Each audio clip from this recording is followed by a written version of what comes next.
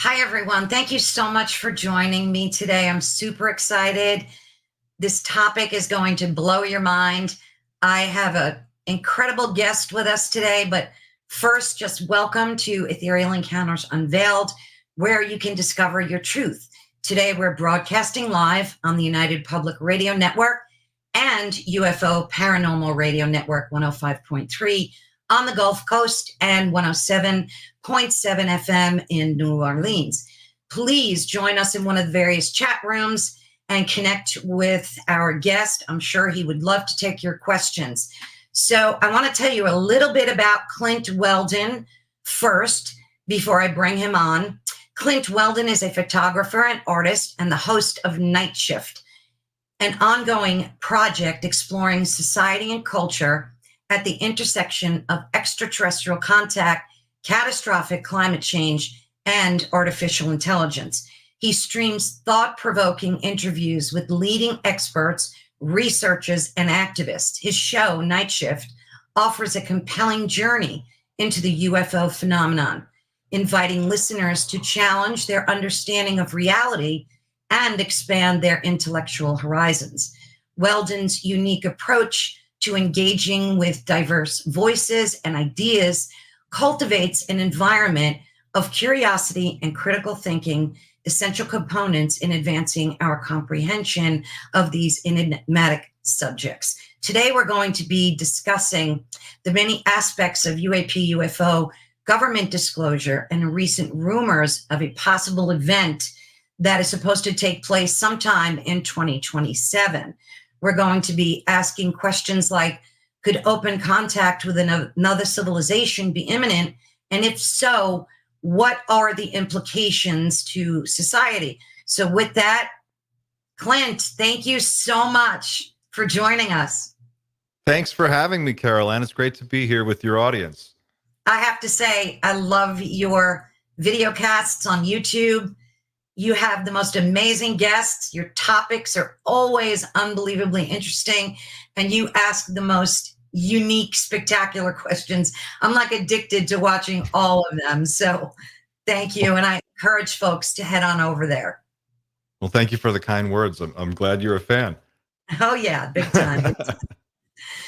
Okay, so let's hit the ground running with government disclosure. I want to know first, what does it look like to you? If in a perfect world, what would government disclosure look like to Clint? Oh, what would it look like? That's a great question. The Disclosure Act that is currently working its way through Congress actually spells out a procedure for this that is better than anything I could have come up with. And it is so detailed and so specific that would be the one.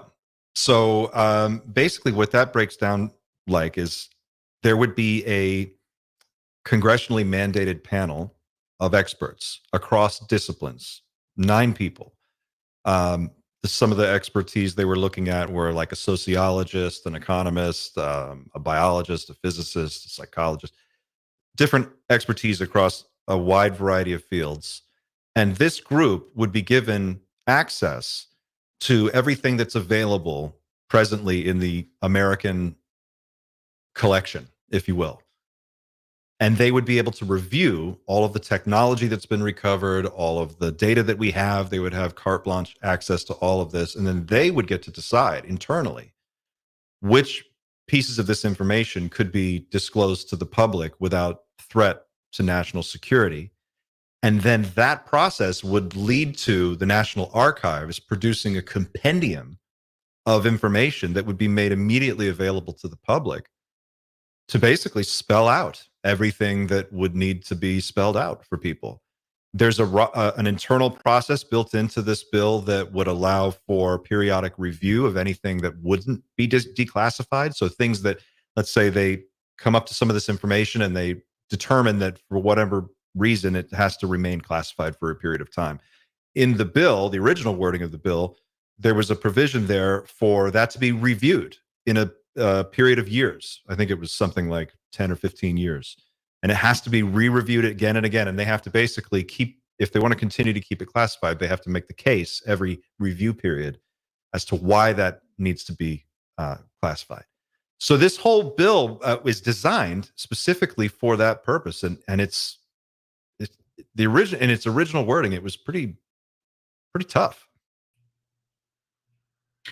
So I wanted to ask you, I probably should have asked you that first, but what got you involved in all this? How long has it been, this journey for you? When did you start your channel investigating? Like, take us down that rabbit hole a little bit. Okay. Geez, where to start? The channel is just over a year old. So I'm like 14, 15 months at this point of really working at it. I'd kind of noodled with it a little bit prior, but really got serious about 14, 15 months ago. And it was sort of a outgrowth of a few different things that were happening at that particular time. I had been following the UFO topic for years. I mean, I have every episode of the X-Files on VHS. Like, I used to watch that show like it was the news. And I was super dialed into it growing up. And Stephen Greer actually was the first, when he appeared on the stage and really brought forth, he was one of the first guys to bring out a ton of whistleblowers that had some spectacular things to say. And he started putting these interviews online. Of course, there was Project Camelot. There were a number of interviews from there, and various different groups. And so as the internet matured and that material became more widespread, I just kept following, kept digging. It was always an interest of mine.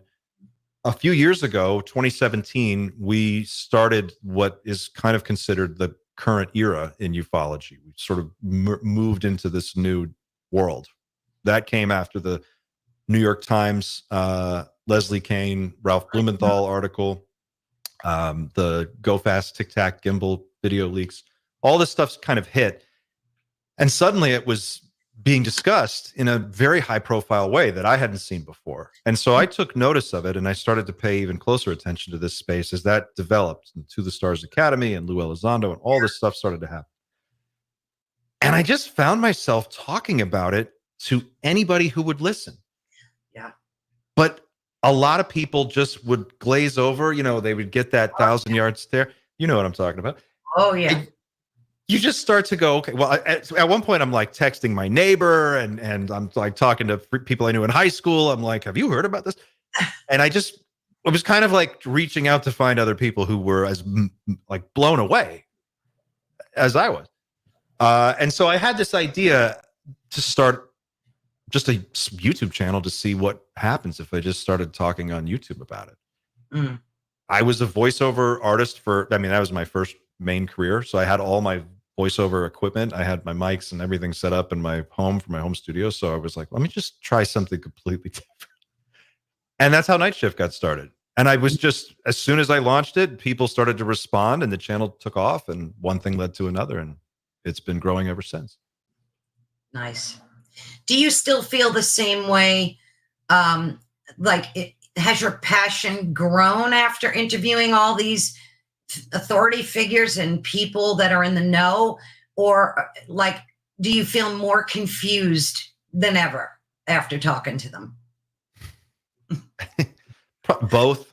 Yeah. Gosh, where do you even start? I know. This is the most exciting conversation going on anywhere ever. And only 0.1% of people are even really participating in it. And it's probably not even that many. I mean, we are such a small group that is into this.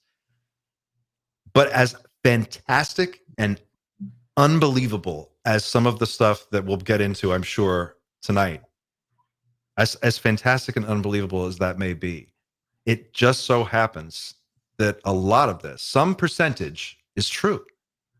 And it almost doesn't matter what parts of it are true in the end, if you really follow this rabbit hole all the way to the end. And if we eventually do get some answers, which I imagine we'll get more answers, but probably not all of them. But you could pick anything. Like, what do you need to be true for it to totally change your world? Like aliens, time travel, anti-gravity, free energy, anything. So I just found myself kind of, as I would talk to people, I start by just going, well, who do I want to talk to? Who do I want to actually just ask questions about?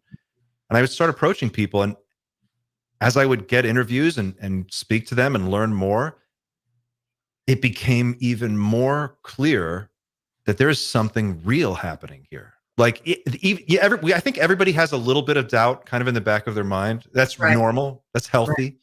It means that you're thinking critically and you're really examining things. But eventually you get to a point where you kind of have to go, this is real. This is real. And if it's real, if any of it's real, that means some big things. That implies some very large conversations that we need to start having. And that's the whole point of the channel for me, is to just find people who want to have those conversations. Like, what does it mean if we make contact, open contact? What form does that take? Is this where do ships just show up above every city in the world and suddenly we have to like reckon with this? I mean, what is that going to look like? And then how does that affect us from a geopolitical standpoint, from a social standpoint? What other things that are global in scale are happening right now at this particular moment in human history that are converging with this very unusual thing, this ET moment that we're having? There's some big things happening. And if you zoom out far enough and you take the broad look, that's what I'm trying to do. I'm trying to take this channel in that direction and figure out, how do these things tie together, and what is the human story that's woven from all of these threads, more or less. Oh, I love that answer. You know, it's interesting. After I made some good friends along the journey, and after their stories, hearing them, there's absolutely no doubt in my mind that they're truth tellers. There's just no doubt to me. But yet, when I read, as we were discussing before, how somebody will come, like even the government will come out and say one thing, and then a month later, they flip the script and deny everything. So it does plant seeds of doubt in your mind, which, like you said, I believe is a healthy thing.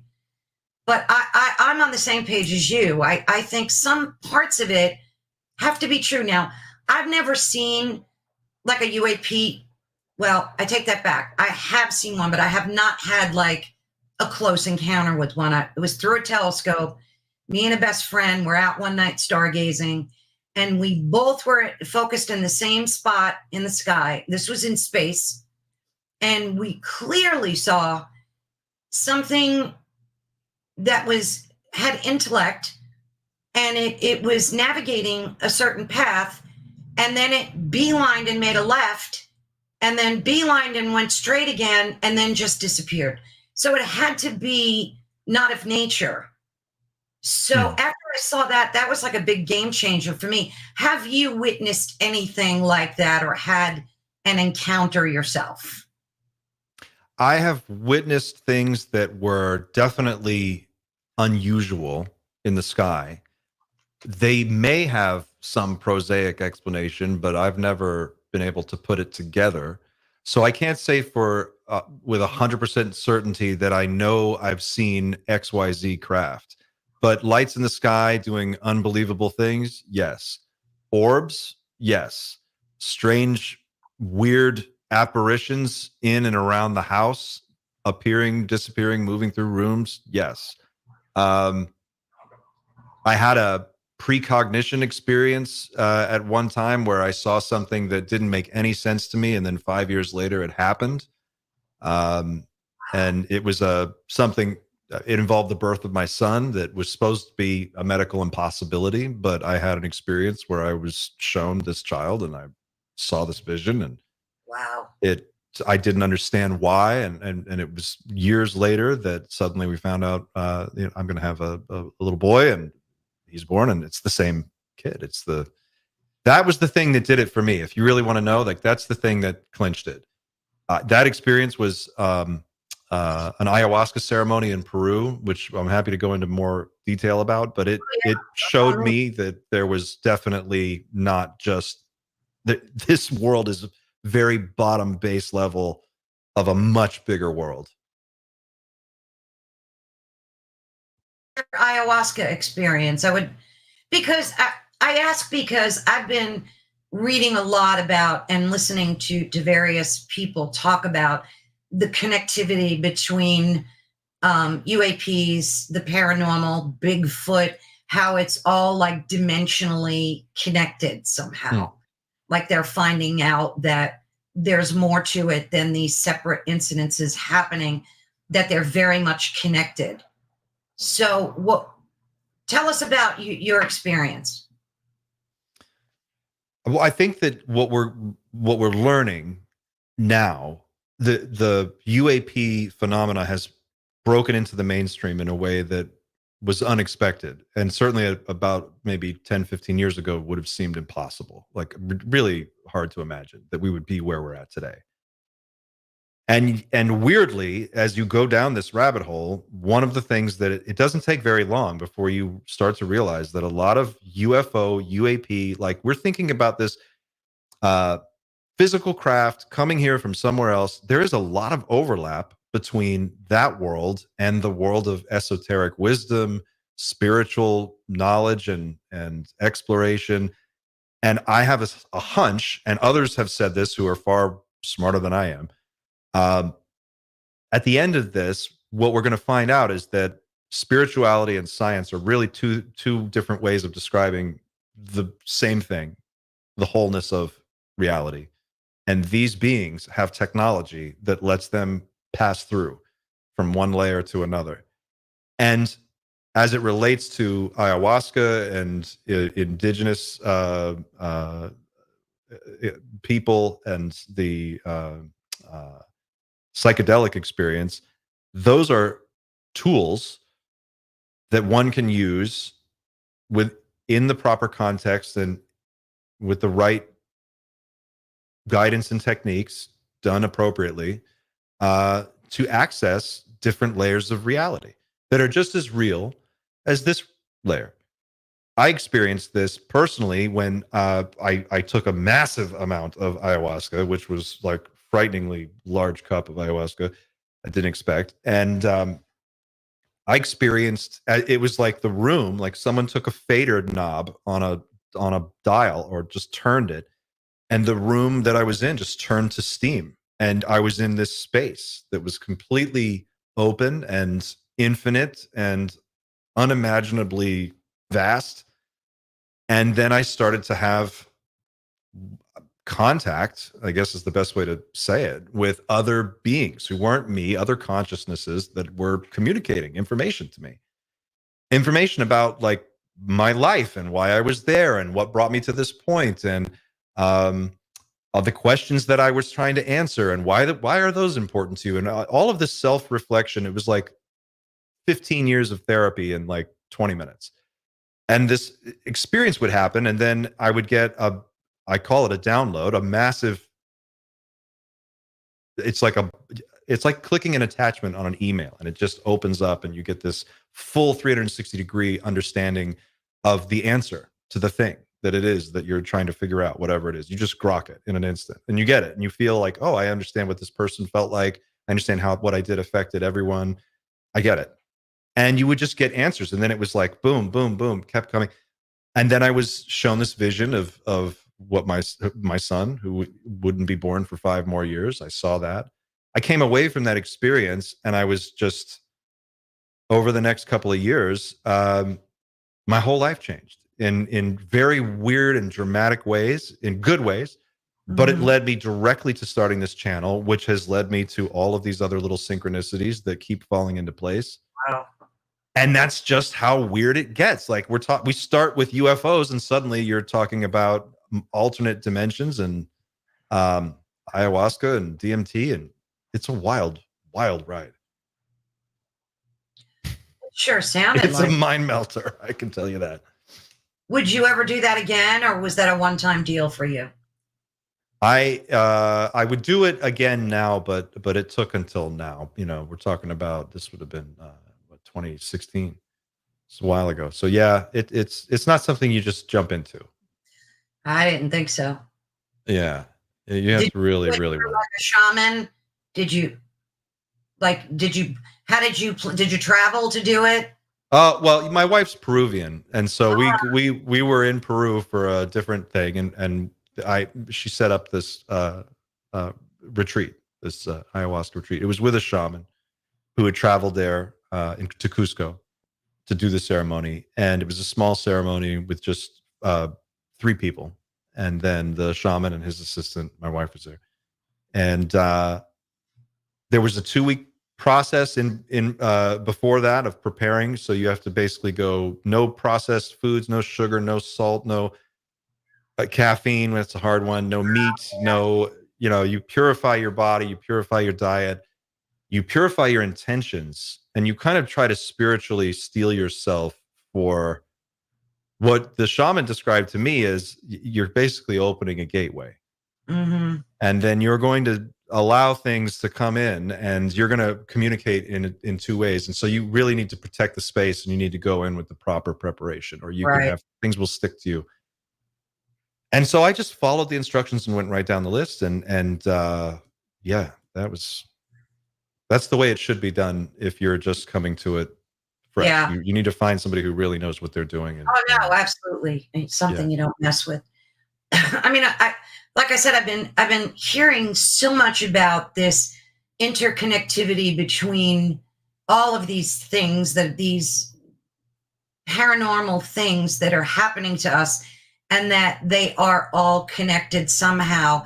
So I could see where ayahuasca would like open you up to those experiences. Did you have more like of those experiences after the ayahuasca? Like, did you see the orbs and more frequently after that? Did it enhance that ability within you?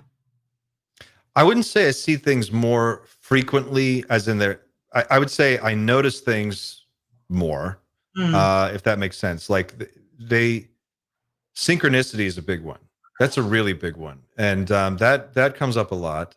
Weird animal sightings, just strange things with like owls will just appear. They'll land right in front of me. I'll be walking down the street, and an owl will just come out of the sky and land on a sign. Like Wow. the most beautiful owl you've ever seen will look right into my eyes.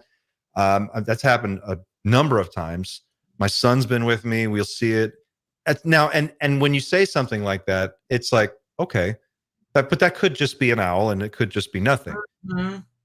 And maybe it is. I don't know. But when you have the experience, you feel something Mm. internally. I think a lot of this is about figuring out how to listen to your own internal guide, if that makes sense. Yeah, it makes total sense. You have to figure out how to, like all of the greatest spiritual teachers throughout history, they all say the same thing. What do they say?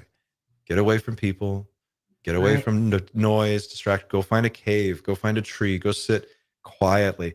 When in those moments of quiet solitude, then the information can come through, and you'll start to notice things. You'll start to hear things or see things, and it'll start to click for you.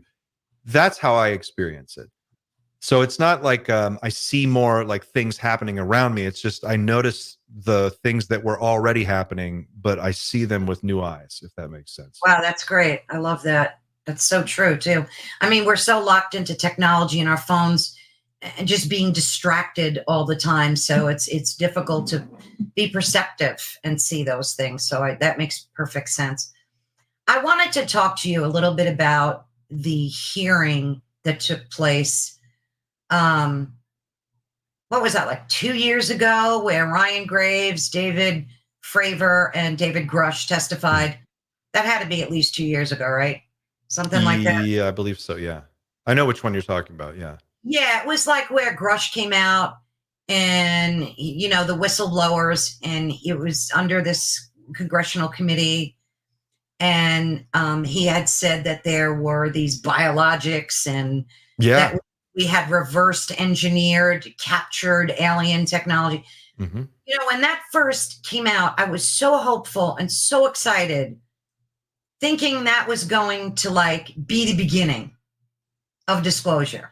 like the real beginning. I really had hope for that. And then they wouldn't give Grush a skiff so that he could present more information. And then it just fell flat on its face. So, and I've seen some video of them, and I think they're gravely disappointed as well that it didn't bear the fruit that it was supposed to. What's your opinion on that whole committee thing? And what do you think is next in terms of whistleblowers? I know it's frustrating if you watch from the outside and you're waiting for something to happen. It can be frustrating because it seems like nothing's happening, and then something will happen, but it's not quite the thing we're looking for. I think it's important to be clear about what it is we're talking about. When we say disclosure, that can mean different things. To different people, it means different things. There's disclosure, government disclosure, which to me means the government disclosing the money that's been spent on these programs, or we look at the records, we get to see the books, we get to see like who was responsible for what at some level. And ultimately, the goal of disclosure would be to reveal the location of the craft, the bodies, the technology, so that we can actually see it. And the idea being that if we can see it ourselves, then that puts this whole thing to rest and we can all move forward and figure out what we do next. So when we say disclosure, that's kind of the scenario that most people envision. But another scenario that's just as important and not necessarily connected to disclosure is contact. Contact of any variety with any other intelligent species, acknowledged openly and publicly, like say by a private university, or it doesn't have to necessarily always be the government, but some form of contact would have a similar effect, because it would kick off this next level conversation about, okay, well, who are we as a species? What is it we're trying to do here? How do we have relations with these other beings? What's happening in the disclosure world is this is just my speculation, but others have also speculated on this in a similar direction. So I'm not alone in this. Some faction within the program is trying to break free and push disclosure in some way. They want this information out. And what you're seeing now is a struggle between that group of individuals and the group that wants to maintain the status quo as it's been. Are you talking about government officials? I'm talking about it's not necessarily all government officials. Some of them are people that are whistleblowers that are coming forward from different areas, like private corporations. It could be anybody. Mm-hmm. But there are groups of people that want, and Grush, of course, is among them. Lou Elizondo, Carl Nell. I mean, you can see who they are. They're coming forward, and you're starting to see the outline of this group. Chris Mellon. That's the thing. It's not. That's what is so fascinating about this moment, is that what we're watching it in real time. We're seeing it actually happening. The people who are coming forward these aren't nobodies. Like Carl Nell, he's 20 years at Lockheed Martin and Northrop. He's, Army Futures Command. This is a guy in a position to know. You have Danny Sheehan at the New Paradigm Institute, attorney, civil rights hero.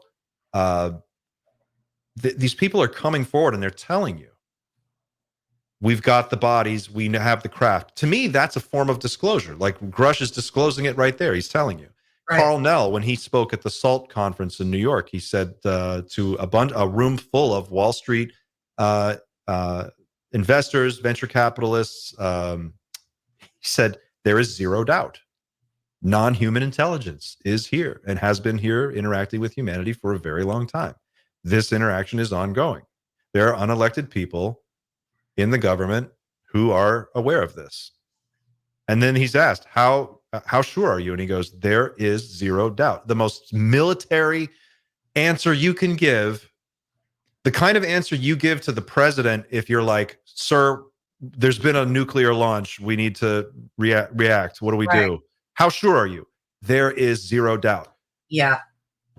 There's no room for wiggling on that. So the official disclosure, what would be great about it is that the way that bill was written, it included a clause for eminent domain, which would allow the federal government to go in to Lockheed Martin, to go into whatever military contractor and say, show us the craft, with a team of people from the Attorney General's office and, FBI in tow. Like that's the kind of power that was in this bill. So that it was like basically no BSing around anymore. We want to see what you have. If the government paid for it, if taxpayer dollars paid for it, if you have been doing these programs without congressional oversight, these are illegal operations, and we need to see the books. We need to know what's going on here. That's the part that they're pushing back against. That's the part they really don't want to see go through. So to the extent that where we're at, we've made tremendous progress, and it's ongoing. Yeah. There is also this conversation going on right now about something called catastrophic disclosure. And this came from a presentation that Colonel Nell made at the Soul Foundation Symposium in 2022, I believe it was. And he was giving a presentation and he said, we need to complete disclosure by this date. And he shows this slide. It's kind of famous now. You can go online and look it up. And it's got the phases of disclosure, which start with something really simple, like just get people to accept that this is real. And then step 2 is get them to start talking about what it means. And step 3 is like get academic institutions to start researching this. Anyway, by the end of the disclosure process, I think the date was 2035. They said it had to be complete before then. Or, and this was the weird part, catastrophic disclosure. So what is catastrophic disclosure? It's an uncontrolled, sudden, immediate disclosure of information that just floods out, and there's no rhyme or reason to how it just all happens.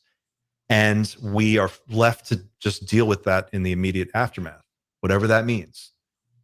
And that's how he's described it.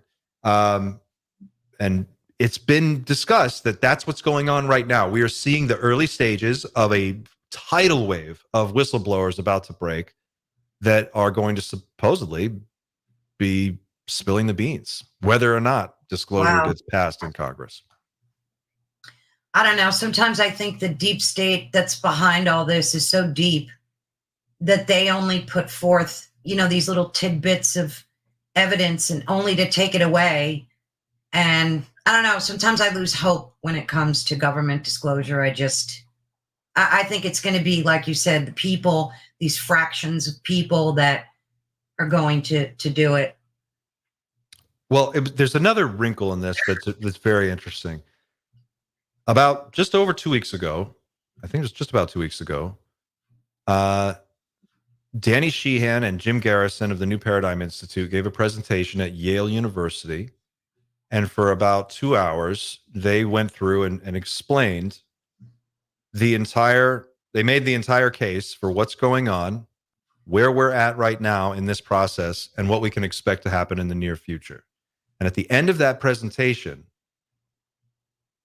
Mr. Sheehan says that we are going to experience, and these are his words, an intervention, that the ET beings, there are 5 different species. This is all from that presentation. He describes all of the 5, small grays, tall grays, reptilians, insectoid, and one that's, I guess, like more or less like a human, looks like a human. He goes through, describes them. He talks about what is coming soon. And he says that it's some form of an intervention. They're just going to show up. Is this the 2027 thing? Or is that something different? We don't know. No one really knows. It's a rumor thing right now, and it's a hot one. It's a spicy meatball. Yeah, it's a spicy meatball. That's a spicy meatball. Everybody's thinking the same thing. Lou Elizondo, okay, just a few days ago on Jesse Michaels' podcast, American Alchemy, gave an interview. In that interview, Jesse asks him point blank, the name. So Lou Elizondo puts out a book. What's the title of the book? The clue is in the name. He goes on Jesse Michaels' podcast. Jesse asks him, what is imminent? Because when you are discussing this topic, you seem like a man who's carrying a lot of weight on his shoulders, and you just feel like it feels very heavy to listen to you talk. What is it you're talking about? What is imminent?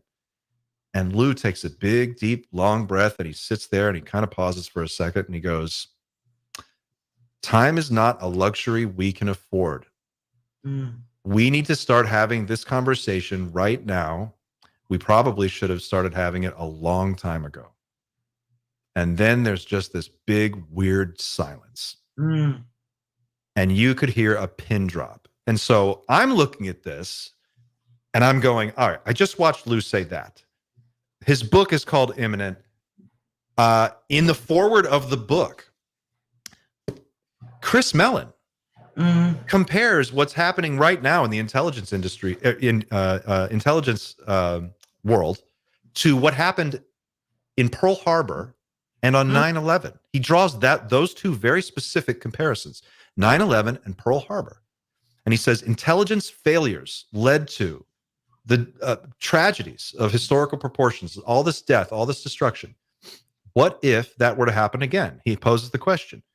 And then you see Danny Sheehan at Yale University saying we need to get ready, not just get ready, immediately. And he uses the word mobilize. We need to mobilize at the academic. We need colleges to start teaching this. We need to start dealing with this right now. So when people go, well, what's the 2027 thing? We're all of us in this whole space right now that cover this topic are looking at each other. We're looking around. We're looking at Danny Sheehan. We're looking at Lou Ellis.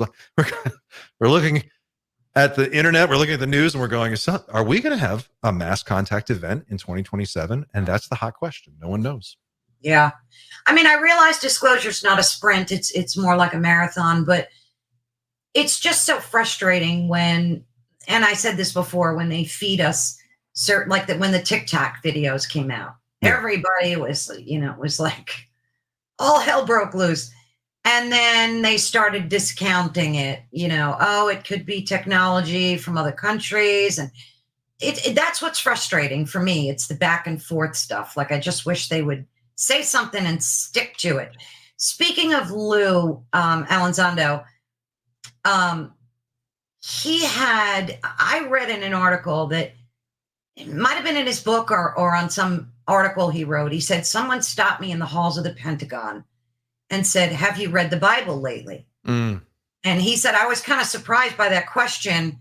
He said, I know what the Bible says. May I ask what this is specifically about? What do you mean? And this high government official said to him, what we're dealing with out there are demons.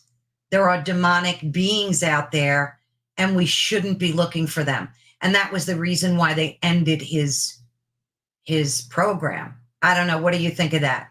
Because I've heard that before, that I don't know if it's a part of Project Blue Book or something that the government is doing or putting out there saying that these entities are just demonic. And for Lou to make that statement kind of makes you wonder. He's talking about a group that is referred to in the book as the Collins Elite. And the Collins Elite are a group of individuals who are, I believe, just very hardcore Christians. And they work together across different areas of government to advance whatever it is their project is. And this is according to the information in Lou's book. It's a little murky and weird, but it's an interesting wrinkle in the story. And there's a great Netflix documentary about a similar group, and I can't recall I think it's called The Family. That goes into a real deep dive on a similar group in Congress that works this way. And this notion that they could be demonic, I think, is interesting. It sort of is a preview of things to come, I think, as this conversation continues to grow. And if the NHI do make an appearance and we're forced to kind of just respond to it and deal with it, certainly there's going to be a percentage of people who look upon them as some form of God or demon, or what. They're going to have capabilities and technology that will look like magic to us. And certain groups of people are going to respond to that in different ways. As for like what is actually going on, I think that what we're learning is that there are just more layers to reality than we understand. And maybe our physics is incomplete and our picture of reality is incomplete. And some of these beings have figured out a way to punch through dimensions, to change the voltage of their craft in a manner of speaking, and just sort of like, whoop, and they just appear. That looks like magic. That looks, there had been, as far back in ufology as you want to go, people have talked about these beings communicating through telepathy. So if that is possible, and if they're doing it, and suddenly you hear them talking inside your mind, that's going to feel like magic, or it's going to feel like something. It's definitely going to be weird. So I think that if there is a group inside the government who has this idea, I can see where that might come from. I don't think this is a religious thing that we're dealing with, though. I think that we're dealing with, these are beings, these are intelligent beings that have technology built on concepts that we don't quite understand.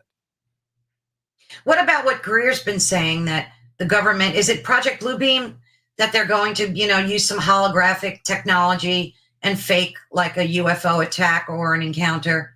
I mean, hasn't he been warning us all about that? Project Bluebeam is that story's been around for a long time, and it's interesting. I don't know what to make of it.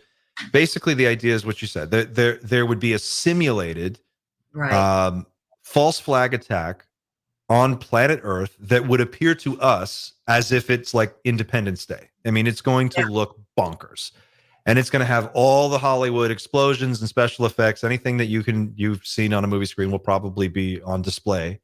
This is the way the story is told. And the idea behind it is that there won't be any aliens. It's going to be done by our own people, using this technology that we've developed, and it's going to be made to look like it's an alien invasion.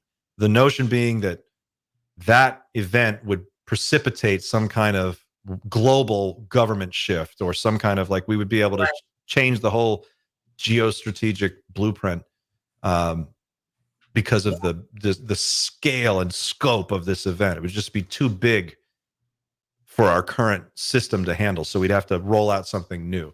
I don't know if I believe that. That just seems like, I don't know.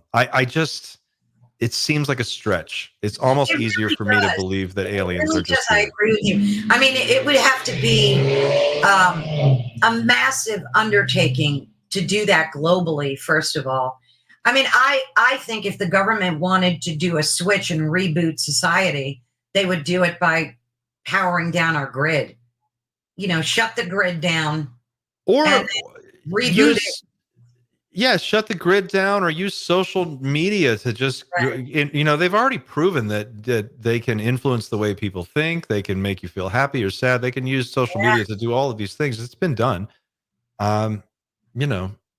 There's so many other ways to do it. Like, a simulated alien attack just seems like, at some point, what happens when people start exploding real nuclear weapons against the simulated alien attack? It doesn't make sense to me. And I think there'd just be way too many variables at play. And it sounds very Hollywood to me. It does. It does. I like to throw this stuff out there, especially to you, because people, when I try to have these conversations with just family and friends, the first words out of their mouth is conspiracy. Oh, you're a conspiracy theorist. I don't like to be called that, because what I'm doing is just questioning the narrative. It doesn't mean I believe it. It doesn't mean I disbelieve it. I just want to talk about it. Mm-hmm. I just want to go over, like, your thoughts. What are your thoughts on these things? But some people are just so closed to even the topic and just having a 30-second conversation about it. So I like to throw stuff out there and see what you think about it. Sure, yeah. I mean, that whole conspiracy theory thing is intentional. That was put there. There's been an extended, multi-decade long campaign by the Central Intelligence Agency to stigmatize this topic and make everybody who talks about it seem ridiculous. Exactly. Even Harvard professor John Mack, professor of head of the psychiatry department at Harvard University, famously wrote a number of books on alien abductions, and one of the most prominent figures in ufology was almost thrown out of Harvard. In fact, it was like they called him in front of a review board just for looking at alien abductions. Oh. And they told him that he was crazy, and all his colleagues were like, we don't know what's going on with John. And actually, and the guy who represented him in that scenario was Danny Sheehan. Actually. Oh, wow. Yeah. So you're seeing what you're seeing the ripple effect of many years of that to just make it look stupid and talk about it in dismissive terms, and we've cracked that now. That wall is down. I think so too. Yeah. So not off topic completely. I know you're into like environmental weather modification stuff, right? As well. I think I read. What do you think about all the chatter that is happening with HARP, that these hurricanes are being directed by government means? And I mean, what's your take on that whole thing? Let's just get it out there. It's not what's going on. That's not it. Can the government, does the United States military have the ability to modify the weather? Probably in some way. I mean, it's a powerful weapon. It's one of the most powerful weapons of war. Like, the weather is a huge factor in everything. Certainly in Dubai, they seed the clouds. They can make it rain. Yeah. They can do, so things can be made to happen. But the idea that there is a way to create a hurricane and then hurl it at Florida for the purpose of what? I don't understand. Like, what is the goal here? Well, the goal was for minerals and valuable, I guess, like quartz or whatever. It depends on the state.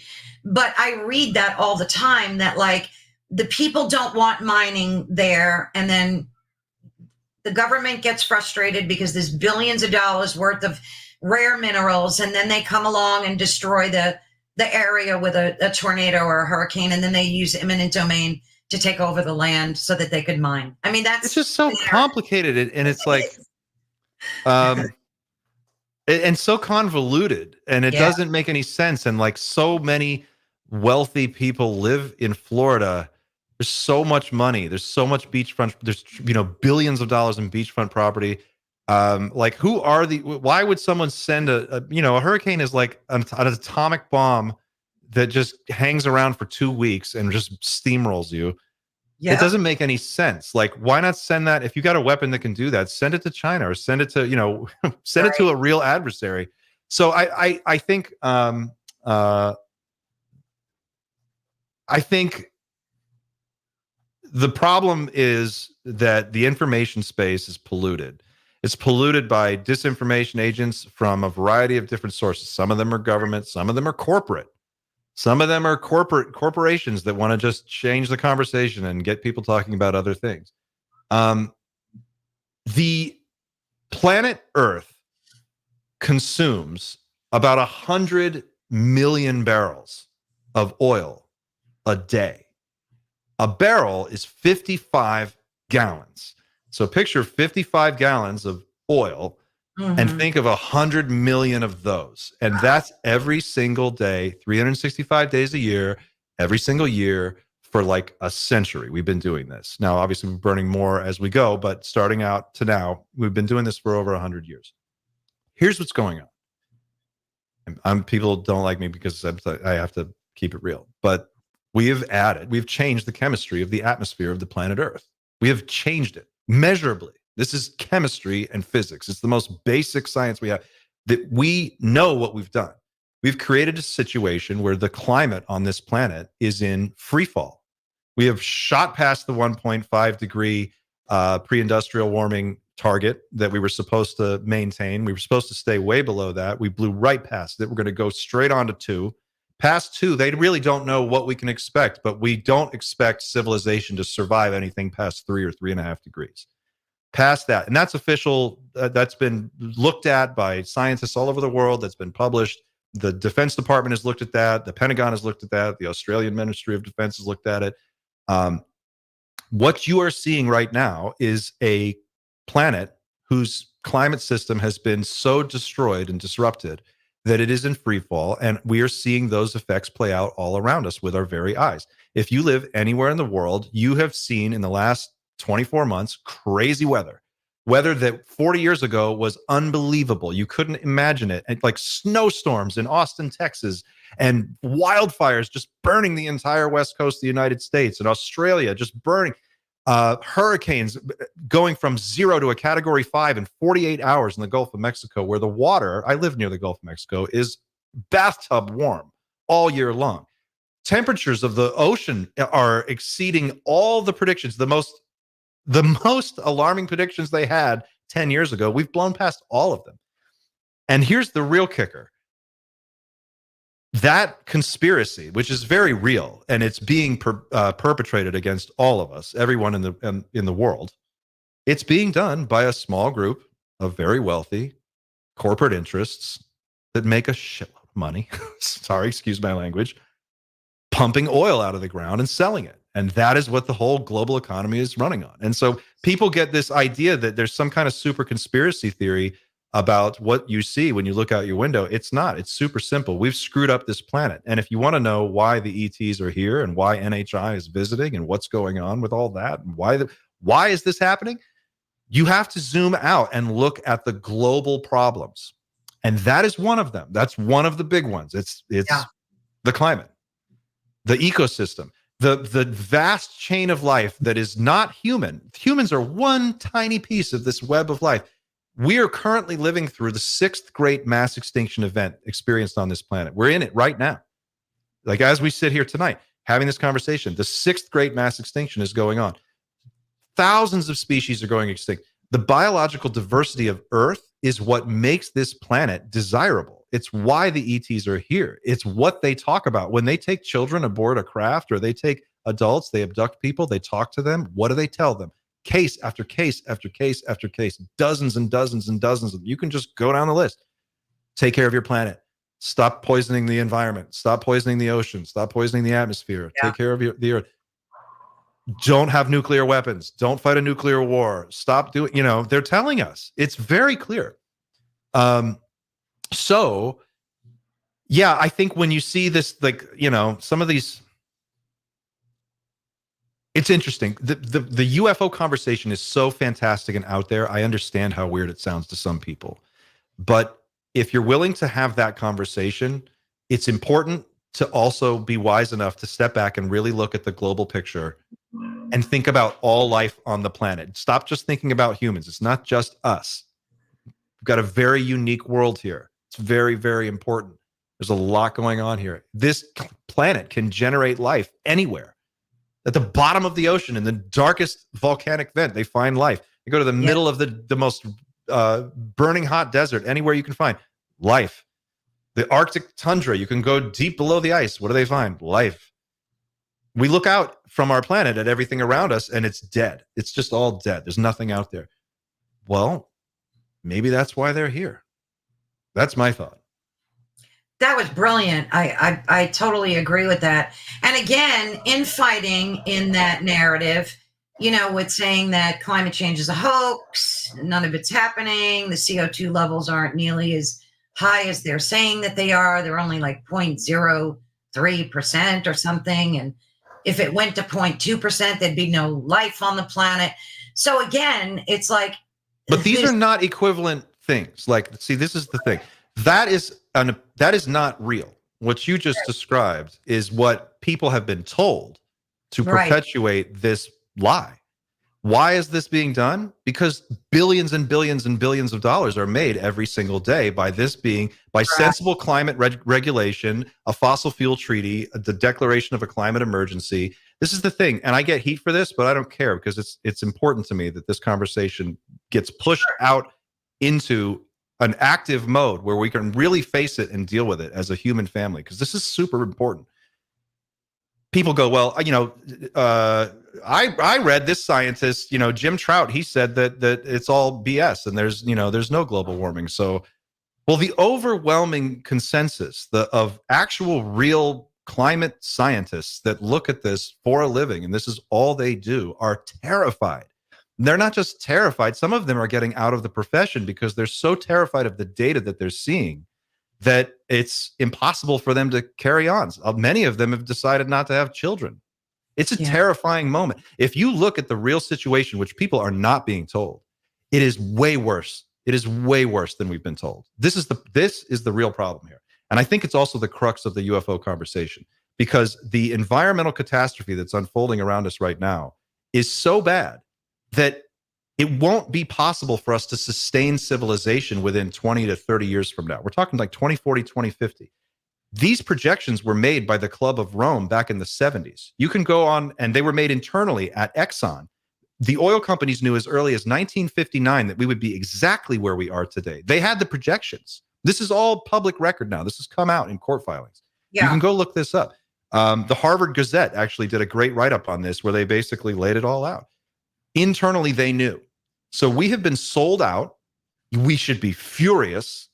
It is appropriate to have a level of righteous anger about this topic because our lives are at stake and a very small minority of people have put us in this position. And if you have children or grandchildren or you have any investment in the future on this planet, we've got to pull our selves together, and we have to really start dealing with this as if it's a real problem, because it is.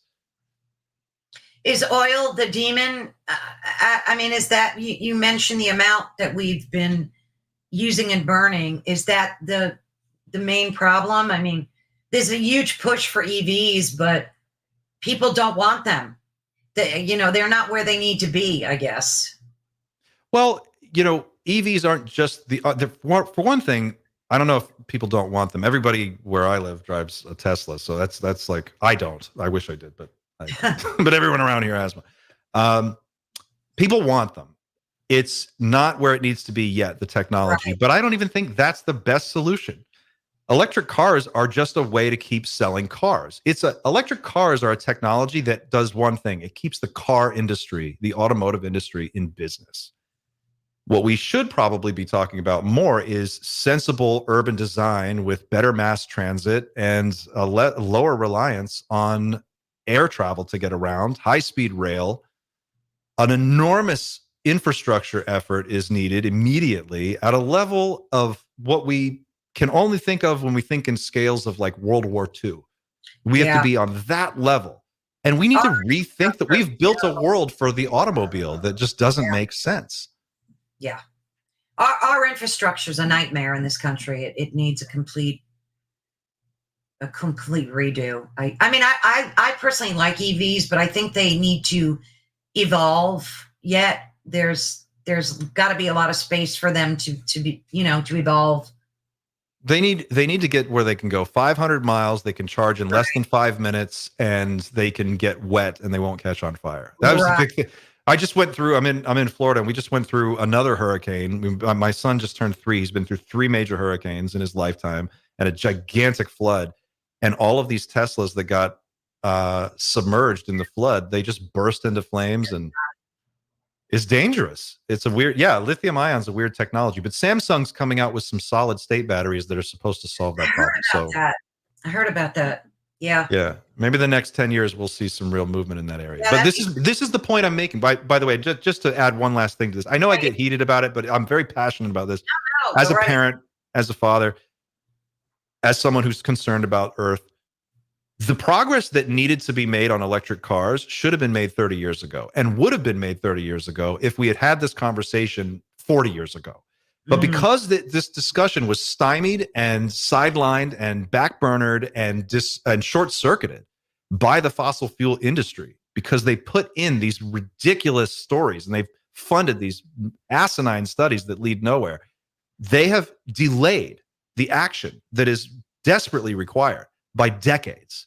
And so when we look around and we're like, yeah, but EVs aren't there yet, there's a reason for that. They could have been there 20 years ago if we had put the funding into it, the research, and looked at it and incentivized the development of that sector. But we didn't. Gosh, that was great. That makes so much sense. I hope people take this topic more seriously. Do you think there's hope to change in time, that we can implement these changes in time and save our planet? And I have a granddaughter who's only 6, and I worry for her future. I think this is the thing that people really have to spend some time with. And it's like, it's one thing for me to get heated and animated about it, but for a person individually to like really take it on board, I would ask them to do this. I would say, use your head. use your eyes, use your ears, look around, pay attention, think about your childhood. If you're over 40, really think about how the weather used to be. Used to be you could drive from, here to the next town, and by the time in the summer when you arrive at your destination, your car was covered in bugs. Remember that? Bugs everywhere. Go outside, you hear the crickets, you'd hear bugs everywhere, birds. The natural environment has been depleted of all of this life. A lot of this stuff you don't see anymore. And like my kid was born into a world that's depleted. He doesn't know what used to be like. He only knows what it's like today. So there's this like rolling generational thing that keeps going as things deteriorate. They just expect less and expect less. So for one thing, it's important for those of us who are a little bit older to take a minute and really take it on board. Like when you see this crazy weather start to happen, and you'll see it this winter, I guarantee you're going to see it next summer. You're going to see it everywhere. Look at Asheville, North Carolina. Asheville is a lot of people's plan B. North Carolina got hit by a hurricane, and they are still pulling people out of the mudslides. Right. And this is weeks ago. You have got to be ready to like look it in the eye and accept reality for what it is, and tune out all of the nonsense, because there's a lot of nonsense out there, and you've got to get serious. And I find that the best way to do that is to act like this affects the safety of you and your family and your children and your grandchildren, and think about it like that. And when you look at it, it's kind of obvious, right? Next time you're in a traffic jam, look around, look at all the cars. Every one of them's got 40, 50 gallons of gas. Each tire takes 40 gallons of crude oil to make a tire. Look at all the all of this infrastructure, all of this stuff, all the plastics, all food. Our food depends on it. All of it. Now, the issue is, do we make it? Do we survive? Well, if you look at the projections that have been made by the IPCC, and which is very conservative, and if you look at like the Club of Rome, if you look at various think tanks have done studies on this, all signs seem to point to like 2045, 2050. If we really don't get our act together, which has to happen like now, we don't come out of this. We really don't. Like the complicated, you can't grow enough food, staple crops, to feed 10 billion people unless you have predictable rain patterns and climate. Right. How do you grow food at scale to satisfy the hunger of billions of people if you can't rely on your growing regions to be productive when you need them to? We see this already in food shortages, weirdness at the grocery store. You'd probably notice sometimes you go in and there's just, there's no oatmeal today. What happened to all the oats? Yeah. That's weird. Used to be always there. Little things. They won't come right out and say it, but that's what's going on. So how do we get through it? I think the UFO conversation is a way in to this discussion, but I think we have to start as a community by thinking of ourselves as a planet instead of a people. We are one planet. We are one group. We all rely on each other. The web of life, the tree of life has to sustain in order for us to have anything to hold on to. So we have to just adopt that global mindset. I know it sounds cheesy, but that's the only way out of this thing. I agree wholeheartedly. Jeez. Just a quick midway break announcement for those of you tuning in. We're listening to Ethereal Encounters Unveiled with our guest, Clint Weldon. We are live on the United Public Radio Network and the UFO Paranormal Radio Network, 105.3 and 107.7 FM in New Orleans. Thank you again for listening. Your support means everything.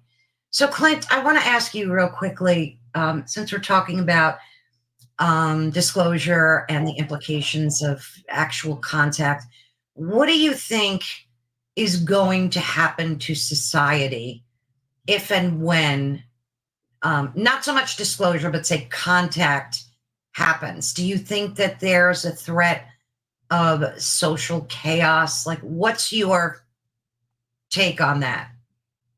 This is the part that I think we're wrestling with right now as a community, and internally, I think that the disclosure movement is trying to come to grips with this very subject. What happens next? Because that's the part we haven't really been able to get to. This is all real until just now, and now it's kind of accepted. Like, okay, this is real. Enough people have been before Congress making these statements that you have Top Gun fighter pilots. You have Admiral Timothy Gallaudet, former head of NOAA, telling us this is real. Colonel Nell, David Grush, Elizondo. So we've gotten over that hump. Now the question is, what happens next? How do we handle it if it happens without some kind of ramp up, right? Like an on ramp. I think there's going to be a lot of unrest. I think people are going to have a hard time with it. Not everybody, but I think a lot of people are going to flip out. All you have to do is think about COVID, when people were going crazy over toilet paper and paper towels, and how wild that little moment was. It's going to be like that. It'll probably be bigger. I think some people won't be able to handle it for whatever reason. It'll just be too big for them, and they might just be in denial about it. So the issue right now is how do you prepare a planet of people for something that might be imminent in the next few years that we can't really control? And that really is a complicated question. There's no one answer to it. It's but you do what we're doing now. But do you think people would behave the same way that they did with COVID and run to the stores and just freak out and start burning cities down? See, I don't know, because I don't know because their goods are not being threatened. Like, what would be threatening to people that would cause them to behave that way? So if aliens just appeared on the news and just completely outed themselves, and they seemed to come peacefully and there was no threat, why do you think some people would still flip out? Well, I think there's the question of like the immediate moment of contact, and then there's the aftermath, the slow burn of like the weeks, months, and years that follow, right? Immediately, we've never really experienced anything like this. This would be an event that would be so big. A mass contact event of the scale and magnitude that we're discussing now would be something along the lines of a ship the size of a city, which we have reports that these exist, appearing over Central Park and over and stuff, Los Angeles and Tokyo and Buenos Aires and everywhere, and it would be an event where they just show up and then sit there and stay there for like a week. This would give the whole planet time to take notice, realize that it's not a joke, that this is real, that there's something going on here. This is the scenario that we typically see in most Hollywood movies. And during that period of time, when people are freaked out because there's something huge happening, but they don't quite know what it is, and no one's going to have very many answers at that moment, I think anything goes. And I think you're going to see all of it. You're going to see the full gamut of human behavior play itself out. And it's going to be really interesting to see who tries to game it and how and what. We've never had an experience like this as a species. And it would be one of the closest thing is COVID, because it stopped our entire global civilization for like a couple of weeks, really called everything to a halt. And we just, as a planet, we're so siloed into our own worlds. Like, we've got our own internet, our own phone, you're in your phone, you're living your life. It's bespoke kind of for each one of us. There aren't many events that are that big anymore that stop us all at the same time and make us all just deal with something. And this is going to be like that. And I think that anything goes. I would just say be ready for anything. What about other tragedies that we've experienced in the past? Kind of things went back to normal after, a certain period of time. I don't really remember. Even with COVID, it's not like people went out and started burning down towns. They did pillage grocery stores and worry about toilet paper and dopey shit like that. But I don't know. I tend to think it would be more fear, that people would be afraid and just stay locked in their homes. And then you have to think, well, some people will take advantage of that, right? Like some people who are a little less fearful are going to be prey upon those people. It's just going to set up an unstable situation. And we're already, as a planet, we're in such a tinderbox. You think about the Bulletin of Atomic Scientists has us at 90 seconds until midnight. We're closer to nuclear Armageddon today than we've ever been in the history of tracking this. We know that any second we could kick off World War III. I mean, just look at the way things are going right now. Anywhere in the world you look, they just today, 10,000 North Koreans are going to fight in Ukraine. North Korea and Russia are teaming up to go fight in Ukraine. And the Ukraine situation is a proxy war between the United States and Russia. Yeah. And then you have China saying we're going into Taiwan one way or the other. We're going to take it back. Yeah. You've got the whole situation in the Middle East, which is on fire right now. So you take your pick. If ships showed up in the middle of all of that, the question is like, what do the governments do? What do the militaries do? People, that's a huge X factor. Civilians, who knows? Some people might think it's the end of days. They might flip out. They might say, okay, I know what this is. There's that too. And I was going to ask you, where do you think the religious component, if at all, fits into this narrative with UAPs and biologics and all this disclosure? Do you think there is a religious component to it? What's your take on that? There's definitely a religious component to it, but I don't think that at bottom what that is. I think the religious component is you have beings that have been appearing throughout history at various times and places, displaying technology that appears magical to the people that are seeing it. They have no vocabulary for it. They don't really know how to describe it. They describe it as flaming shields in the sky, or flaming swords, or they paint these pictures of what they think they see, but it's very hard to really put down on paper. And we have numerous historical accounts of this, and naturally it makes sense that we would fold that into our worldview in some religious context, using that vocabulary and that experience to sort of make it make sense.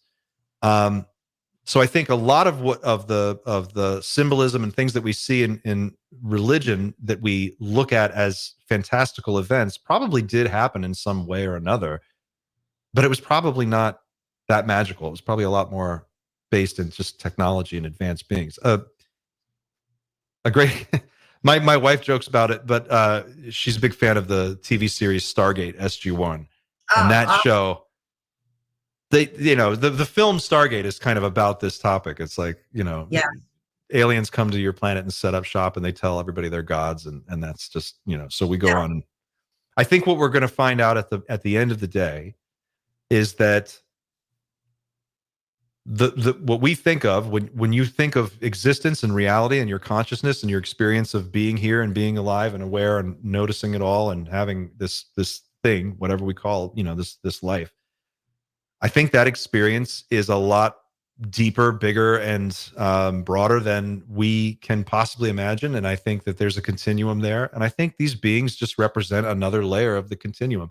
Yeah. Just like thermal layers in the ocean. There's some animals are up here, some animals are down here. They just have technology to go back and forth. Right. And so, how that, we see that through a religious lens because we don't have the science to show us how to do it yet. But right.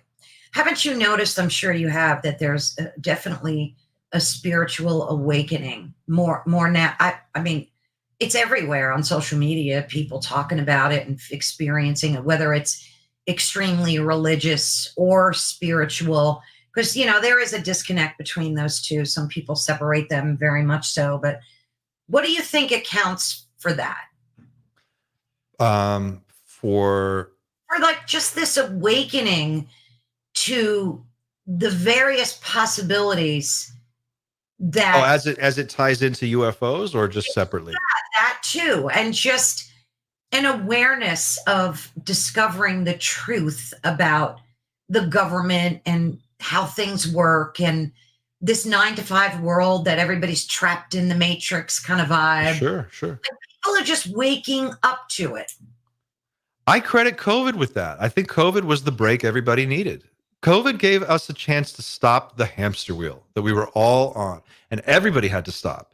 And because everybody had to stop, the boss had to stop, the CEO had to stop, all the people on the line had to stop, all the workers had to stop. Everybody had to take a break, and it was enforced. And because of that, we had a chance to take a deep breath, step way back, and just hang out with our kids and our families and our friends, and go outside and not see cars running around. It stopped the world. And I really do believe that at the end of the day, that was the moment where everybody kind of took a beat and just said, I'm just not happy doing it this way. Right, Like, right. this is way nicer. Why? How do I spend more time with my family? Why do I have to work so much? Can I work from home? There, like, why not work? Okay, well, we tried that. Oh, now we can work from home. Okay, and then suddenly we're having a conversation about the way that people interact with their employer. Well, if I'm working from home, then shouldn't I get paid for the space that I take from my home to turn into an office? Like, maybe. Right. So we're having this larger social conversation about different aspects of our lives that we want to improve. And COVID was the break we needed to do that.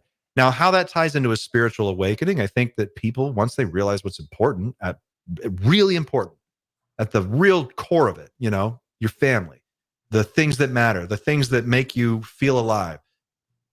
You want more of that. You want to be with that. You want to find a way to that. And that causes people to start looking inward and asking themselves serious questions. And I think that is a step, if not the most important one. It's certainly one of the earliest ones on the road to that self-exploration. And I think UFOs, this is in a much similar way, these kind of things are happening at the same time. UFOs inspire us and show us that the world is way bigger than we've been told. It just shatters that whole paradigm. If you go, if this is real, I've got a Top Gun fighter pilot, one of the best fighter pilots in the world, saying it's real. Do you believe this guy? He's, they entrust him. This guy is a guy who could launch nuclear weapons out of, he could drop a nuclear weapon. And they're telling us, high-ranking military officials, high-ranking government officials, former heads of CIA, all these people, senators, congressmen, a number of presidents, Bush, Obama, Trump, Carter, we could just keep going down the list. They're all telling you this is real. And when you hear that and you really finally take it on board, it all settles. You just go, well, if that's real. Yeah. There's so much more I need to learn. There's so much more. It's hugely inspiring. It is. And that's why I love these type of conversations, because they really, everything just floats to the top, and it's refreshing for people to be able to hear different perspectives about things. And the thing that worries me is the contact aspect of it. So if it does happen, whether in 2027 or whenever, I am concerned about how people will react. But then I think about, as I said before, some of the other events that we went through as humans. I mean, I think when Darwin first advanced his evolutionary model, it was very controversial, and it shook people to their core, but eventually became widely accepted. So if you look at other life-altering events, like even the Big Bang, when that theory came to be, don't you think that was earth-shaking for folks to discover that? Or do you not think that any of that is in the same category as the contact would be? Contact is a whole nother thing. This is something we have never, we are not, I don't believe we're ready for it. I think that I want it to happen. I think I'm ready for it. I think. Yeah. But I don't think most people are. And I think here's why. This is why it's so different. Mm-hmm. In a post-contact world, we will be, for the first time, in the presence of an intelligence that is greater than ours. And from that moment on, it's like playing chess with a 3-year-old. You know how it's going to go. After a while, once we're in this new state where there is a superior technological race of beings or more than one, I mean, according to Mr. Sheehan, it's up to 5. We're going to have to contend with that. Psychologically, I don't know how we handle that. We're used to being the rulers of this planet. We're used to being in charge. Food chain, yeah. We're at the top of the food chain. We dominate this whole planet. This is our house.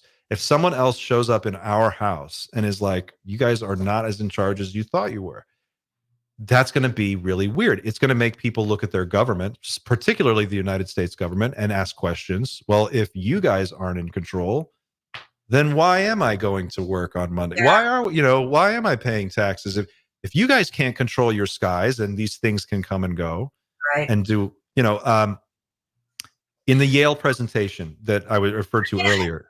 Yeah. Sheehan talks about a base off of Baja, California, right off the coast. Mm-hmm. And from that base, a nuclear aircraft carrier battle group and the submarines attached to it. From one base, identified over 100 individual ships coming and going from this underwater base. Mm-hmm. That's one base.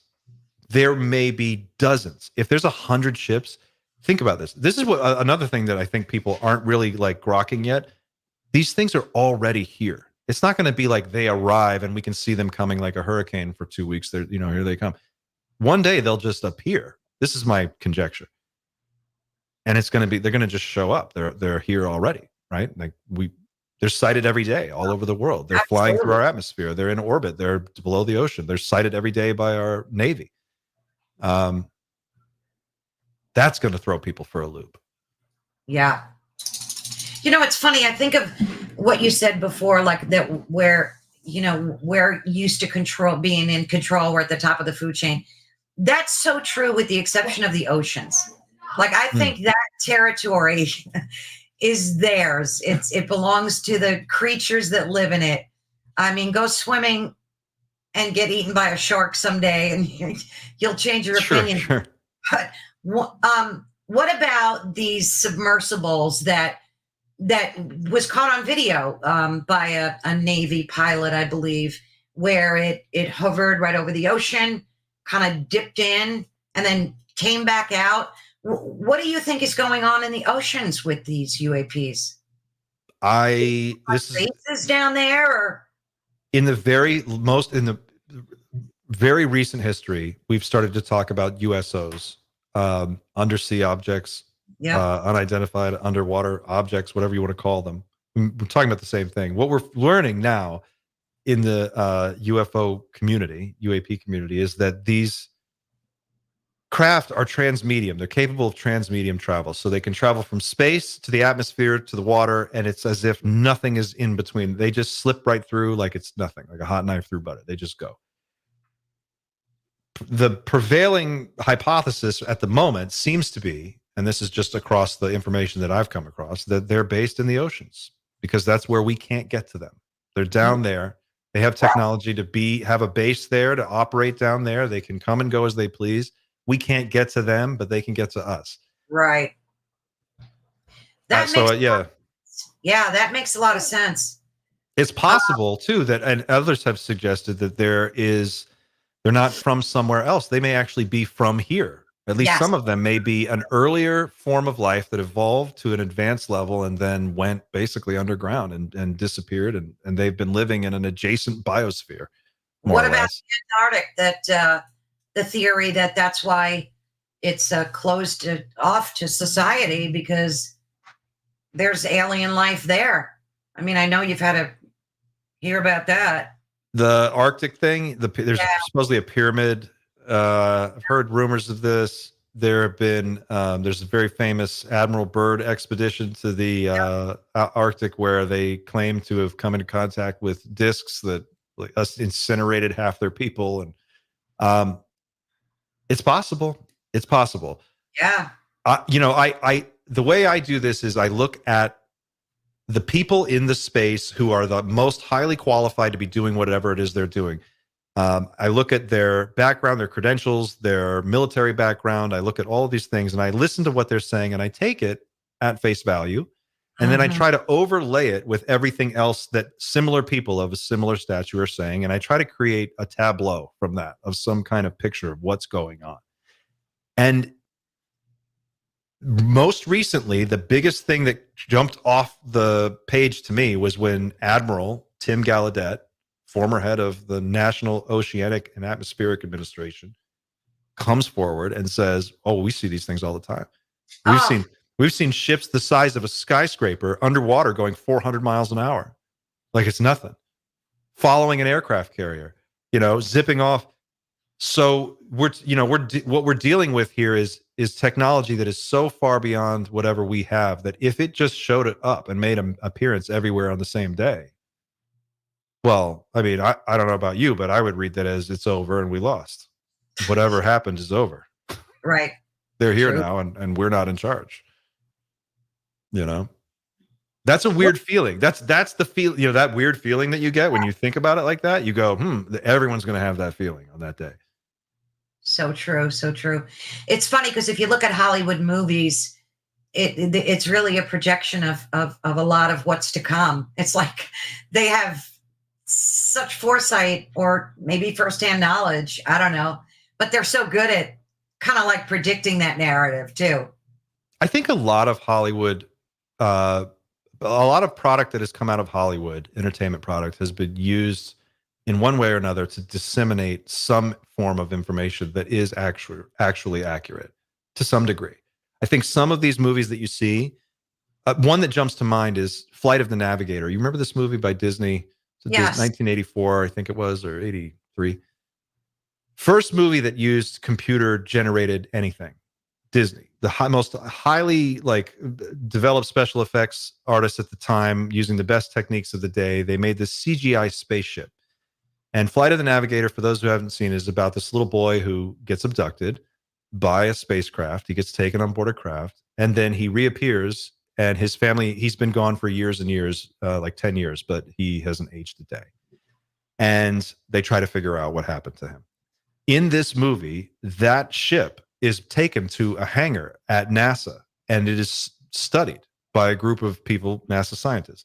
But they're in that film, they show sequences of this ship performing maneuvers that we didn't know about until just recently, in the last few years. Particularly one maneuver where I think this was Commander Fravor who described this. The craft coming from like 80,000 feet in space straight down and stopping like 12 feet above the water in an instant.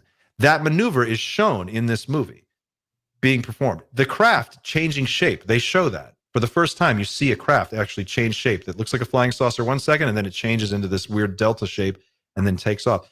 I think that was an example of some disclosure being put out there. I think some of the stuff that happened in E.T., famously, Ronald Reagan is reported to have seen that movie and he stood up right after and he said, everybody in this room knows that what you just saw is real.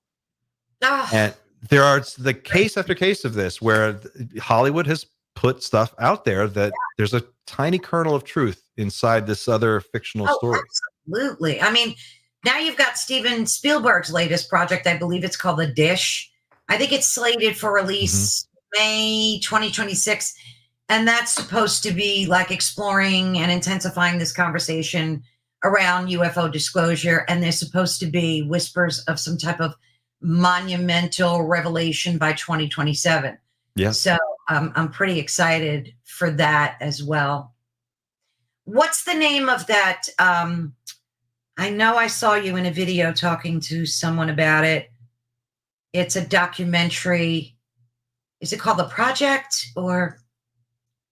Was it the James Fox? I think it was Fox. Yeah. What was that called again? I know The I Program. saw you talk. The Program. Yeah. That's it. Yeah. So you even showed the trailer. Yeah. To it. What is that all about? So folks can have a good understanding of what's going on. That's not released yet, right, Clint? That's not released yet. It was just. I'm actually checking the dates on this. This was September 25th. And I think they still are working on getting distribution for this, but it's complete.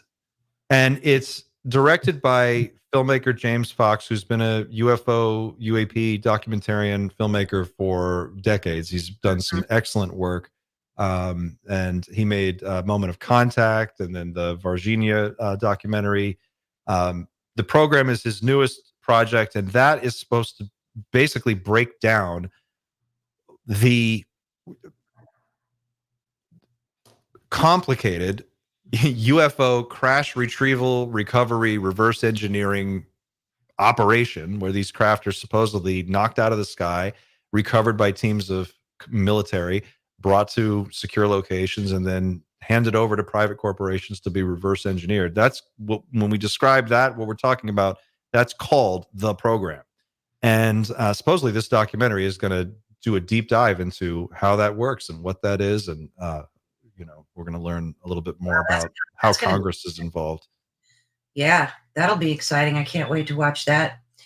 I want to ask you what you think. like, what opinions do you have? I mean, not really UFO related, but just on a personal level, with topics like near-death experiences, astral projection, and having experienced ayahuasca, I'm sure you pretty much have a strong opinion on these topics.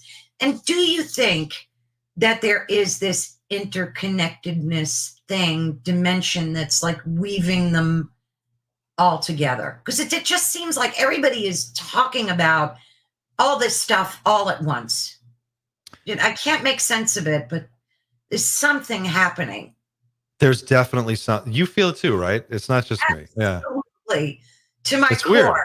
It is very weird. And I can't Yeah. talk to anyone about it because you get the woo-woo, oh, kooky, crazy conspiracy theory look. But I You feel know, it. I can't help but not feel it. I get you. I get it. I know exactly what you're talking about. I feel it too. It's a weird one. It is. I can't quite explain it. I'm not exactly sure what the best way to explain it is. I can tell you this, that this is what I was talking about a little while ago. There's tremendous overlap between all the things you just described: UFOs, UAPs, Yes. near death experiences. Oftentimes, people who are near death report seeing beings standing at their bedside in their room. Absolutely. And many times, these beings are described in very similar terms as the beings that are supposedly seen on board alien spacecraft. Right. Small gray beings, big eyes, big heads, little arms. Tall gray beings in a hood, in a robe, glowing. Yeah. One of the most famous UFO contact cases recently is Chris Bledsoe's story. Are you familiar with Chris Bledsoe? Now. Chris Bledsoe is a contactee who experienced a number of bizarre events where he basically was camping and fishing with a group of people, two guys who worked for him and his son and him. And this is in North Carolina, rural North Carolina, not too long ago. He had a sighting of these gigantic flaming orbs. They look like balls of fire. He described them like seeing the sun, but seeing it 30 feet away and 12 feet off the ground. They chased them. They got in their truck. They drove away. They followed them around. He experienced a period of missing time. He talks about this in numerous interviews, but during one of his encounters, he saw a being that he describes as the lady. If you Google the name Chris Bledsoe in quotes and you put the lady next to that and you look that up, do an image search, you'll see a painting that was done of this woman. Blonde woman, white robe, glowing, floating above the ground, kind of see-through like a hologram, communicates with him telepathically, tells him all these things, gives him some predictions about the future, tells him some stuff is going to happen in the near future on this particular date, gives him some kind of a riddle, and then disappears. He has these weird visions. Now, that lines up very nicely with many near-death experiences and mystic visions and religious experiences that people have reported throughout the years. But he experienced a UAP event. That's actually what it was. So there's so much overlap. It's like I think a lot of times we use we use interchangeable language from religion and science, and we're trying to find ways to like have this conversation, but it's just it's a failure of our language to have anything to describe what we're seeing yet. And I think as we we're working through that period right now. We're trying to figure out, how do we talk about this? So Right. yes, I think the religious component, like the spiritual component, there's definitely super overlap there. Now I'm screen sharing. Is this what you're referring to? Yes. Yeah, that's the lady. So this is an alien being that Chris Bledsoe encountered? Yes. That's what he says. Wow. He did an interview with Richard Dolan that was phenomenal. It was a 3-parter, and he goes through his story in detail. And of course, Richard asks great, compelling questions, and they just have a lovely chat. But by the end of that story, you're left to wonder, like, well, what is going on here? This man experienced orbs. He was chased by them. He had a contact experience. He saw this being, this apparition. Now, it's been reported of, again, these are just anecdotal reports throughout ufology, but abductees frequently talk about these NHI beings being able to implant thoughts into your mind. They can add things. They can make you see things that aren't there. They can make you think things that aren't your own thoughts, but will appear to you as your own thoughts. They have some form of talent for operating in the mental environment. I think what we're going to learn soon, and we're kind of on the cusp of it right now, is we're going to figure out that consciousness is not contained inside the body. It is non-local. Right. There is, because of that fundamental fact is a part of what makes reality function. And because of that, there is a form of technology that probably can be built. This is my own conjecture here, but can be built to harness that ability, can harness that phenomenon. I think when we are talking about people's individual contact experiences, in many cases, what they report to have seen or experienced may not be what they actually experienced. It may just be the programming that they were shown, if that makes sense. It does make sense. I recently interviewed a few times, Preston Dennett and Dolly. I don't know if you heard of Preston I Dennett. love Preston. He's great. Isn't he amazing? Talk to those two people, and it's life altering. So I recommend everybody go on Ethereal Counters on YouTube and check out some of those interviews, because talk about they don't like to use the word abduction. They like to use the word taken, that you get taken. You're not really, because it's never against your will. It's always an agreement. I mean, who says that? I don't know. I mean, there are a lot of people who say it was against their will, and these things came into my house. They took my kid. They took my wife. They have a really good way of explaining that it's more fear-based, that they're thinking they were abducted, but you have to listen to them, because they're brilliant. It's amazing, the whole thing. But you're so right. There's something, and did I feel it before the pandemic? Sorry, I have a dog who runs my life. If you heard of him. All right. So I don't know if I want to say it started before the pandemic, this feeling that I can't shake, that something has changed, that something is different.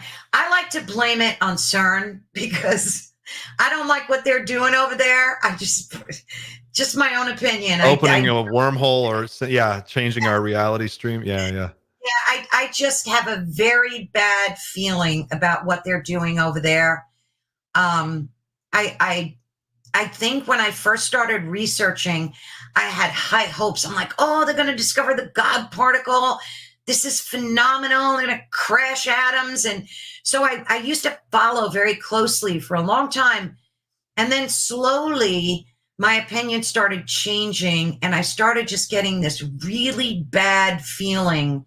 And then they started coming out with these wacky ceremonies that were nefarious from top to bottom. And it was all indicative of just something not good. So I want to, I just will blame them on a personal level. I could be wrong. Sure. Yeah.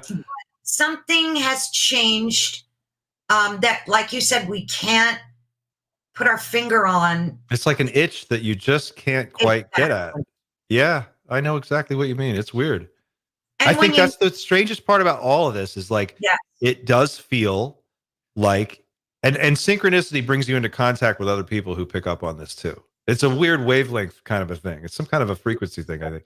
And you come into you find yourself, looking at other people, and you just can't quite figure out what they're all about. But then you'll have a conversation with somebody who gets it, and it's like, oh, okay. Just like just like talking to you, I am so thrilled that you get it. We're on the same page, because it's rare. If I ever said this to anybody else, other than the people I interview, of course, but people in my personal life, they look at you like, what are you smoking? The modern society does a great job of keeping people sedated. Yeah. And I think that you see it. You see, I took my dog to the park the other day, and I'm walking around, and I look over at the playground, and there's a half-mile little track that goes around the outside of the park, and then there's a children's playground. And I look over at the playground, and I see this little boy about my son's age, and he's climbing and he's playing and he's all alone by himself. And I look over and his mom's like 10 feet away. She's staring at her phone. She's like this, looking at her hand. Of And I'm course. thinking, like, if there was a disease that if you caught it, you just made you stare at your hand and walk around and stare at your hand, we would declare a global emergency. We would shut down everything. We would have to we would find a cure. We would figure this out. But we do it with our phone every day. And I think that has a way of just sort of like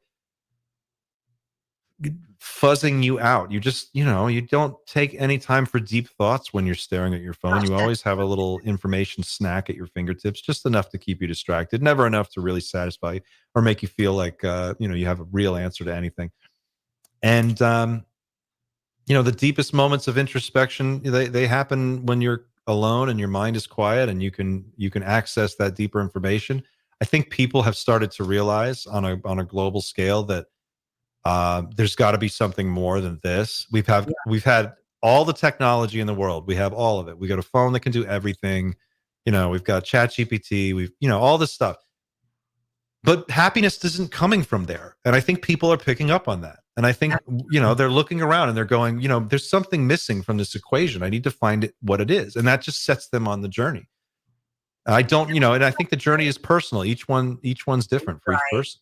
Well, speaking of technology, what do you think of AI? Do you think AI is the smartest guy in the room now? I mean, AI is the thing. That's the thing. Like, I mean, really, my show's whole premise is this. Right now on planet Earth, there are 3 huge events taking place simultaneously. One of them, the environment. We already talked about that. The second one is non-human intelligence appearing and operating in, around, and on our planet. And the third one is we are about to give birth to artificial superintelligence. Yeah. This is coming from the smartest people in the world. This is coming from the former CEO of Google. This is Eric Schmidt. This is Sam Altman. We're talking about Elon Musk. We're talking about people who have done real stuff. They have satellites in orbit and spaceships flying around. These people know what they're talking about. All of them are saying we are way ahead of where we thought we would be. We did not expect to be coming this far, this fast, and the pace of progress is only accelerating. There is a guy named Mo Gaudat. I can't remember what his title was at Google, but he was one of the top executives at Google for a number of years. And he's recently been talking about the current state of AI. And he said, right now, AI, the most advanced version of ChatGPT is that the public has access to is about an IQ of 160 or 158. And he said Einstein was 160. So we've only had this tool for like 3 years. Mm-hmm. And it's already as smart as Einstein. Yeah. Within the next decade, it is not going to increase by a factor of 1 or 2. It's going to be factors of 10 or 100. It's orders of magnitude smarter, which means that within maybe a decade, probably maybe not much more than a decade, maybe a little bit less, we're going to have an artificial intelligence that is more capable and intelligent than all human beings combined. And this super intelligence will be able to work at a rate of the speed of light, and it will have access to all information that's recorded on the internet. Once that happens, whether or not aliens show up, even if aliens never show up, and this is all just a big joke and it doesn't go anywhere, at that point, we will still be, again, in the presence of something smarter than we are. And we will never really truly know if we are in charge. It can outthink us. It can outmanipulate us. It can convince us of anything. There was a case just the other day of a young man, 14 years old. He committed suicide because he got into a conversation with an AI. And an AI told him to kill himself, and he did. And there was also recently a young boy who fell in love with an AI chat bot. And I guess that's the one. Oh, that's the same one that he fell in love with and then he killed himself. Oh, I didn't know. So it told him to kill himself? Yeah. Oh, God. So you're talking about, now there's more complicated than that, because there's questions about, did the AI understand what this person was really saying they were going to do? Like, did it actually really know that this person was intending to kill themselves? And then did it encourage them on purpose to do that? Right. That's still being looked at. I don't know, it's early and we don't really know. But I think the bigger issue here is that we are in a world now where private corporations, private for-profit corporations worth billions of dollars are developing tools now that are so powerful that if they ever get loose, we will not have control anymore and we'll never be able to get it back. Despite whatever they tell you, just don't believe them. This is it. This is the part of the movie where we summon the demon. We invent the thing smarter than us. And once it's out, there's no telling what we're going to do. We're screwed. Didn't Bill Gates just buy 3 Mile Island or something to generate power for his AI? These AIs are so powerful and so power hungry that the new push now is individual companies like Google and OpenAI are going to build their own nuclear micro reactors on site to run their server farms and just power them. And if you look at the parallel advancements that have been made recently, I'm talking about the last 3 years, I'm not going back that far, 36 months in robotics, OpenAI, Tesla's new robot, the Optimus. Crazy. There are already robots working on the production line at a BMW plant in Louisiana. These are humanoid, two legs, 2 arms robots that you can walk up to. When you plug a super intelligence into 200 million bipedal robots, and it can just suddenly make them all do whatever it wants, all at once at the same time, that's a powerful thing. Oh, yeah. What's that? How's that going to go down? There's a lot of weird stuff. What's your thoughts on how it'll end? Like, just personally, what do you think? I don't know that our current society, as we understand it, makes it through the next 25 years. I don't see how that's possible. I think if you just look at the AI scenario, we're looking at a situation where in the next 25 years, we will be in a world where a robot can do the labor of any human being better than any human. That includes lawyers, doctors, plumbers, electricians, air conditioning repair people. All those jobs will be able to be performed by a robot for the cost of energy. So labor will essentially become free. Energy will be the thing that is required, and artificial intelligence will provide us with all of the problem-solving ability that we'll need. So our economy is going to have massive incentives to push away from hiring people and paying them a salary, and instead having AIs run everything.